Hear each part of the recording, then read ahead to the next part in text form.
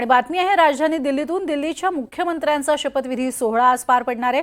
भाजपच्या विधिमंडळ गटनेतेपदी रेखा गुप्ता यांची निवड झाल्यानंतर आज त्या मुख्यमंत्री पदाची शपथ घेणार आहेत। दिल्लीच्या रामलीला मैदानावरती सकाळी 12:30 वाजता शपथविधी सोहळा संपन्न होणार आहे। हा शपथविधी सोहळा जो आहे त्यासाठी राज्याचे मुख्यमंत्री देवेंद्र फडणवीस, उपमुख्यमंत्री एकनाथ शिंदे याशिवाय राष्ट्रवादीचेही वरिष्ठ नेते उपस्थित राहणार आहेत।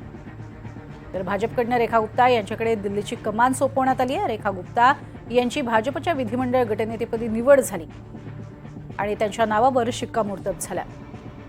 त्यामुळे रेखा गुप्ता या 12:30 वाजता दुपारी मुख्यमंत्री म्हणून शपथ घेताना आपल्याला पाहायला मिळतील।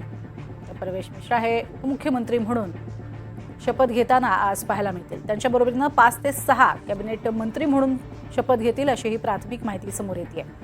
अधिक माहिती घेऊयात आमचे प्रतिनिधी रामराजे शिंदे यांच्याकडनं। राम, काय अधिक माहिती? आज 12:30 वाजता शपथविधी सोहळा पार पडणार आहे।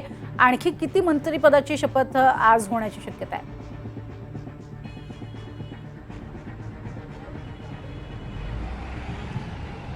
बिलकुल, मुख्यमंत्री पदाची शपथ तर रेखा गुप्ता घेणारच आहेत, परंतु त्याशिवाय आणखीन 6 कॅबिनेट मंत्री असणार आहेत आणि हे 6 मंत्रीमध्ये प्रवेश वर्मा यांचं नाव आहे, कपिल मिश्रा यांचं सुद्धा नाव आहे, त्याचबरोबर जितेंद्र सिंग सिरसा यांचं सुद्धा नाव आहे, आशीष सूद, रविंद्र सिंग आणि पंकज कुमार सिंग असे हे 6 जण असणार आहेत। आणि रामलीला मैदानावर साधारणतः 12:30 वाजता हा संपूर्ण शपथविधी सोहळा जो आहे सुरू होणार आहे। त्यासाठी एकनाथ शिंदे पण येणार आहेत, त्याचबरोबर मुख्यमंत्री देवेंद्र फडणवीस पण असणार आहेत आणि इतर सर्व एनडीएचे जे घटक पक्ष आहेत, अजित पवार आणि त्याचबरोबर इतर राज्यामधले सुद्धा घटक पक्ष येणार आहेत। आपण आहोत याच ठिकाणी की जिथे हे संपूर्ण तयारी चालू आहे आणि ही सुरक्षा व्यवस्था पहा कशा पद्धतीने केली जाते।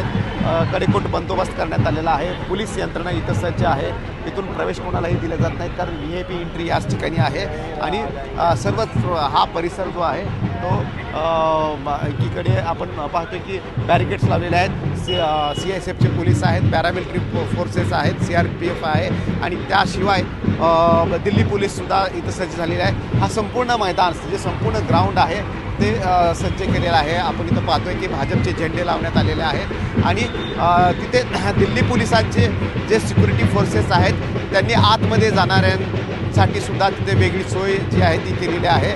प्रत्येकाला तपासून सोडलं जात आहे, आय कार्ड चेक केले जात आहेत आणि कोणालाही इतर कोणत्याही व्यक्तीला जो आहे तो एंट्री मात्र इथं दिली जात नाही आहे। आपण इथं पाहतो की गाजावाजा जो आहे ढोल ताशांचा आवाज इथं ऐकू येतो आहे आणि आजचा दिवस महत्त्वाचा आहे भाजपसाठी कारण 27 वर्षानंतर हा दुष्काळ जो आहे तो संपलेला आहे भाजपचा।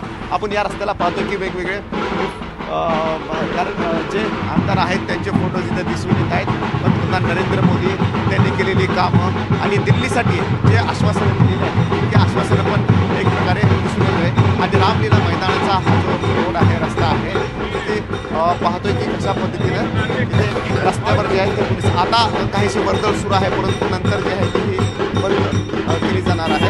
इथे बघतोय आपण की हे भाजपचे कार्यकर्ते जे आहेत ते जल्लोष करत आहेत, पॅरामिलिटरी फोर्सेस इथे आहेत आणि रेखा गुप्ता यांचा जर विचार केला तर ते हरियाणातील जिंदमधले आहेत, महिला आहेत, महिलांनी मतदान मोठ्या प्रमाणावर केलेलं आहे। त्यामुळं हरियाणातल्या मतदारांना आकर्षित करणं आणि शिवाय दिल्लीतला महिला मतदार जो आहे तो आपल्या पाठीशी घेणं यासाठी भाजपने ही केलेली आहे। त्यासोबत 6